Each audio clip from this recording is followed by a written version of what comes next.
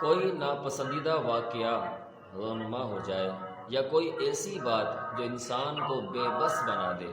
ایسے کئی واقعات اور کئی حالات ہوتے ہیں جو انسان کی زندگی میں رونما ہوتے ہیں، جو اسے پسند نہیں ہوتے. ایسے حالات اور ایسے واقعات اس کے سامنے آ جاتے ہیں، ایسی چیزیں اس کے سامنے آ جاتی ہیں.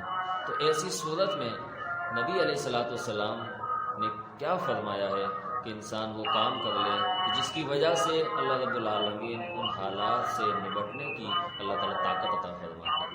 صحیح مسلم کے اندر روایت موجود ہے، رسول اللہ صلی اللہ علیہ وسلم فرماتے ہیں اگر کوئی ایسے حالات یا ایسے واقعات جو اسے ناپسندیدہ ہوں اس کے سامنے آ جائیں تو اسے چاہیے کہ یہ کلمات پڑھے. وہ کون سے کلمات ہیں؟ فرمایا قدر اللہ وما شاء فعل. یہ کلمات پڑھنے سے اللہ رب العالمین اس کے اندر وہ طاقت پیدا فرما دیں گے کہ ان حالات سے مقابلہ کرنے کے لیے کافی ہو جائیں گے. اس کا ترجمہ اللہ تعالیٰ نے جو تقدیر میں لکھا اور جو چاہا وہی ہوا.